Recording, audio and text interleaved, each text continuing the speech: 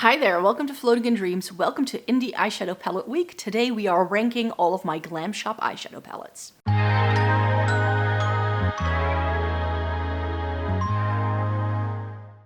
Welcome to everybody watching today. Thank you so very much for joining me. This video is going to be a ranking of all 8 eyeshadow palettes that I have by Polish indie makeup brand GLAMSHOP.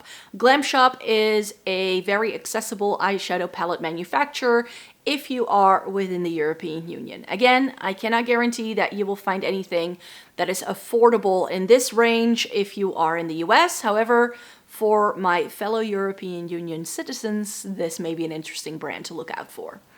In case you're new here and you are not familiar with my content, then hi, my name is Maaike. I live in the Netherlands. I have fair skin with a cool to neutral undertone. I have been reviewing makeup for more than a decade. I am a teacher in everyday life. I love eyeshadow palettes as a Catrice and getting the use out of my makeup. So if that's something you're interested in, then I hope you'd like to consider sticking around. So yes, I have 8 eyeshadow palettes from GLAMSHOP. And they are, like I said, a Polish indie brand. I have bought all of these palettes with my own money. I bought them through their official website. GLAMSHOP does some really cool other things as well. I have a bunch of their singles and they go on sale all the time. And very often, if they discontinue the palettes, some of the singles might still be around. Because I think, say for one palette that I have, everything I have to show you has been discontinued. Because all of their eyeshadow palettes are limited edition. That's the way they roll.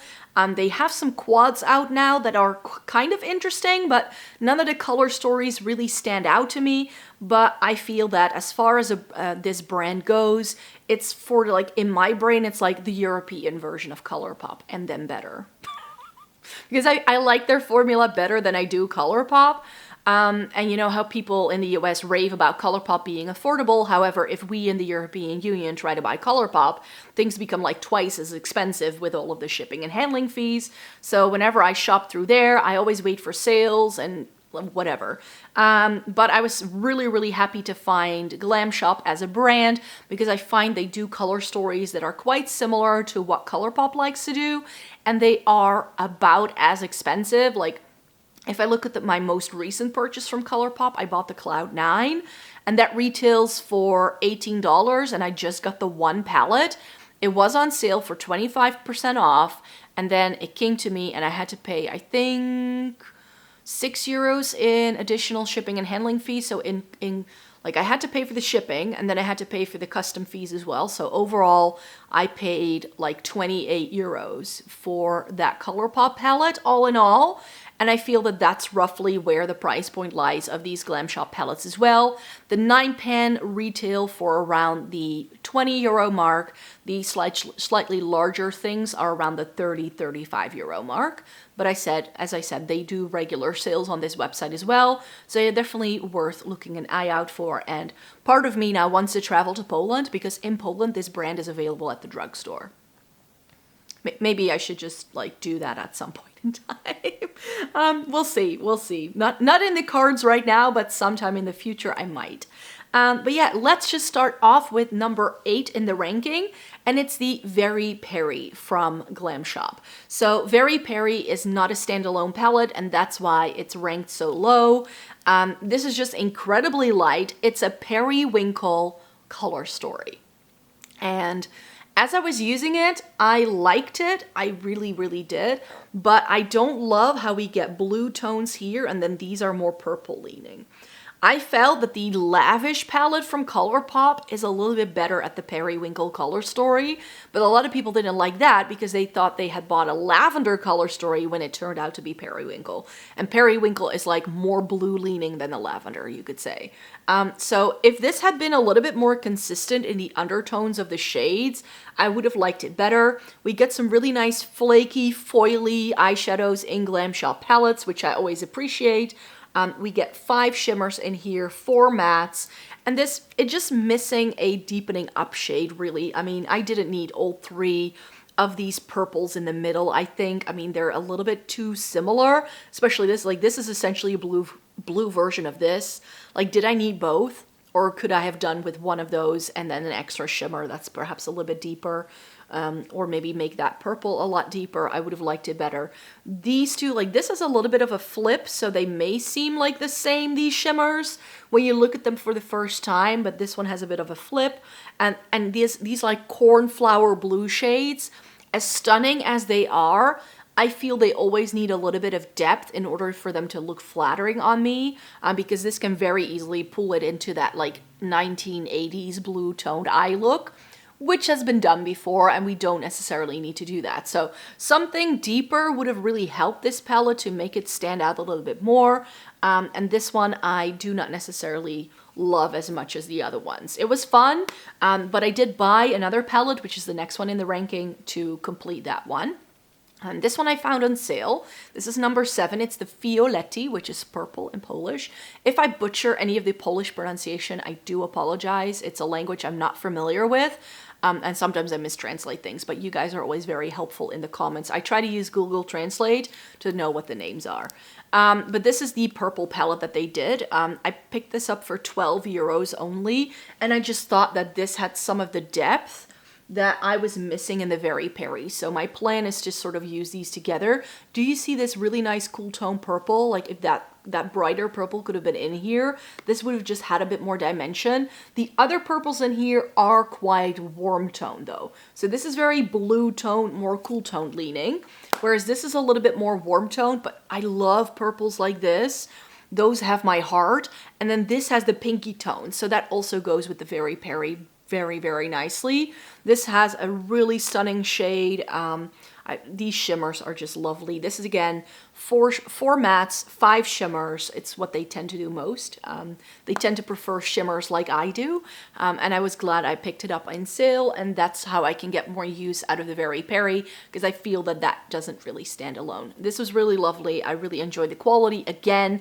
But since this is sort of like my extra palette, I didn't really need this because I have lots of other purples that I perhaps like as much or better than I do this one. So I didn't really need this palette for my collection, but I like mixing and matching it with the Very Perry.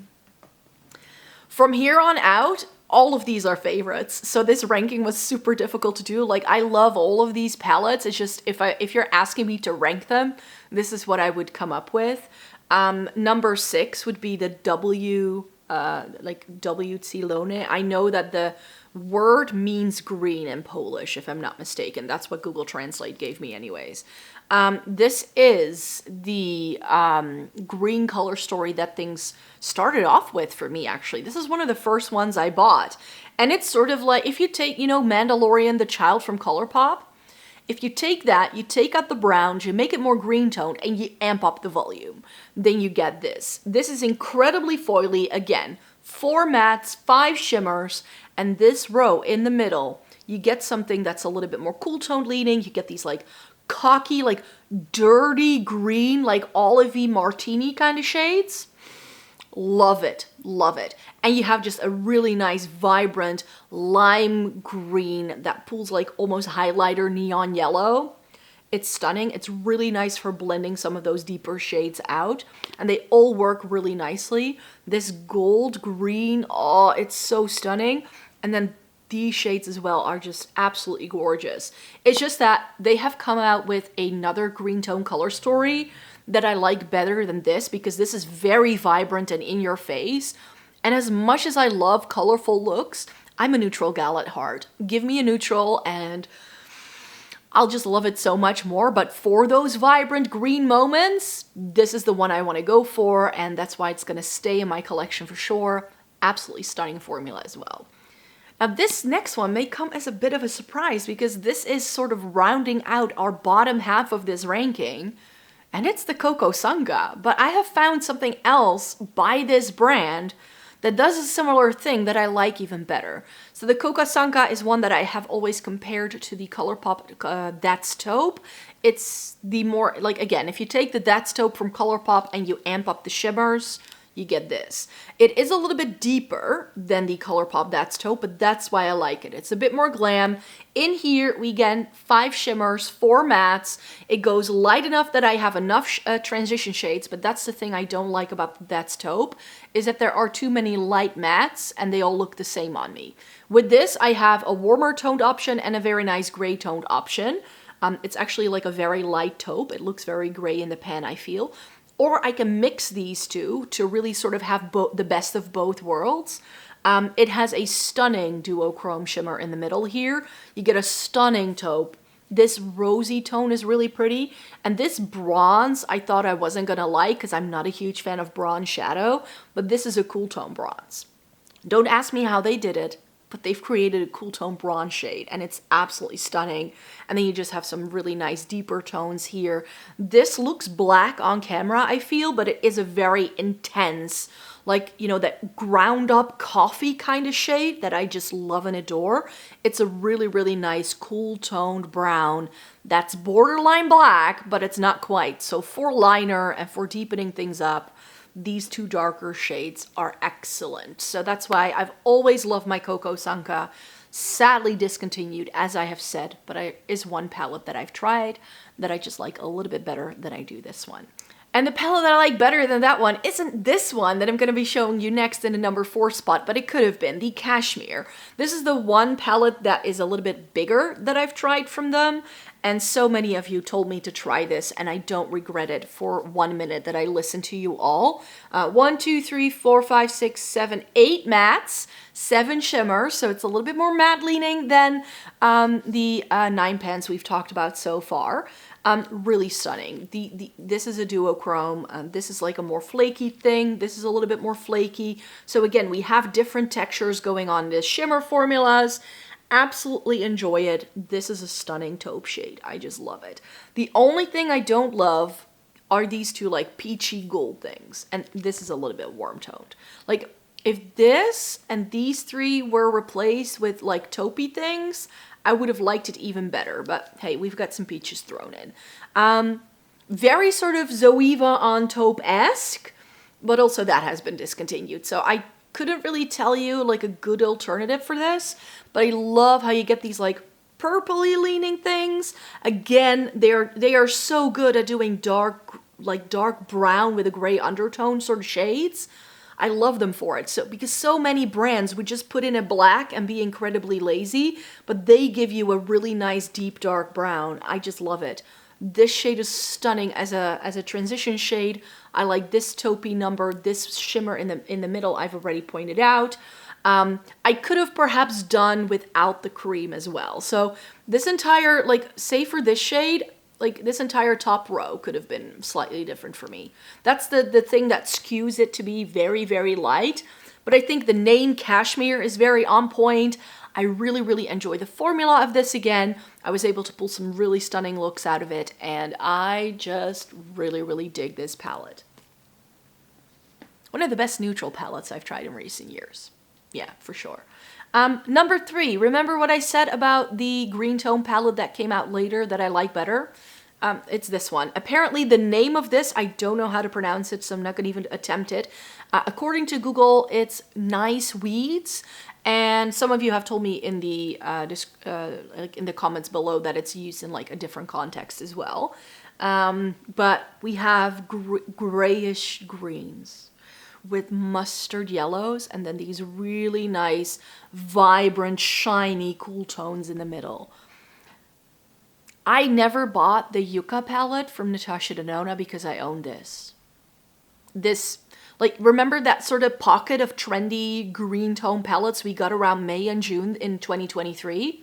They came out with this around that time, and I fell in love, and I was like, okay, it's the only one I need. I mean, Odin's Eye were doing it, Nomad was doing it, Natasha Denona was doing it, but also GLAMSHOP, and this was far cheaper for me than buying the Nomad, the Odin's Eye, or the Natasha Denona, because A, those palettes are already a lot more expensive than this is, because this was only 20 euros. Plus, save for the yellow tones, it's cool toned. The whole thing is cool toned. Like, save for these 3 shades, but the combination of them was so beautiful on the eyes. It's the yellow background that throws you off. Like, that makes it seem warmer than it actually is, but when I swatched it, I fell in love, and only 3 mattes. Everything else is a shimmer. I love it. I love it, love it, love it, love it. Number 2 is my Nibiski palette, and this is their blue 9-pan. Now, I know for sure that there's quite a few of the shades in this palette that are still available as singles, so something to look out for.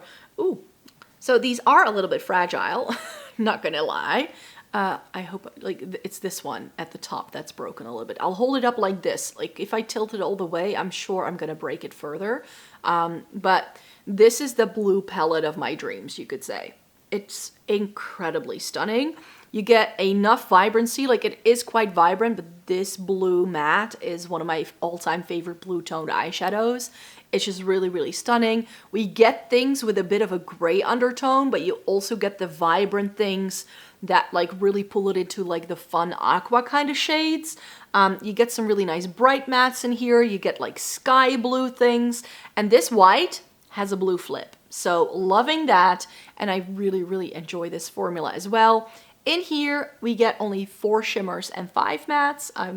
Yeah, it's okay, it's okay. But this has all the blues you could possibly want. With some of the color pop, like the Blue Moon, I felt that the undertones in the palette didn't really go together because we got too many different things. Some of it was more gray tone, some of things were more vibrant. But in here, I feel we just really get the blend that I wanted from an all blue color story.